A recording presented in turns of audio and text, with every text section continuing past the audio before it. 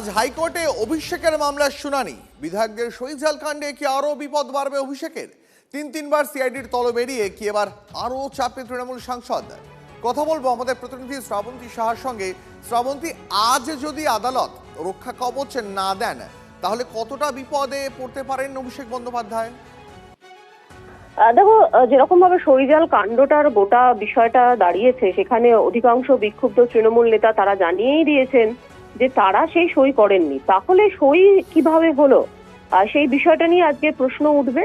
বিচারপতি কৌশিক চন্দ্রের এজলাসে এই মামলার শুনানি স্থির হয়েছে এবং সেখানে সিআইডি তদন্ত করতে পারবে, সিআইডি কতবার জিজ্ঞাসাবাদ করতে পারবে, ডেকে পাঠানো যাবে কিনা এবং তার সর্বোচ্চ সীমা কি হতে পারে, অর্থাৎ কোনো গ্রেফতারি পরোয়ানা করা যাবে কিনা বা সেক্ষেত্রে সিআইডি যে পদক্ষেপ নেবে সেটা কতদূর কার্যকরী হবে ইত্যাদি বিষয় নিয়ে উপরে আজকে বিচারপতি কৌশিক চন্দ্র জানাবেন।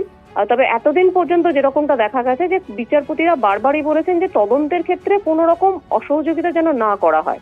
সেক্ষেত্রে অতিরিক্তভাবে এই অতিরিক্ত রক্ষা কবচ পান কিনা আপাতত সেটা সময় বলবে।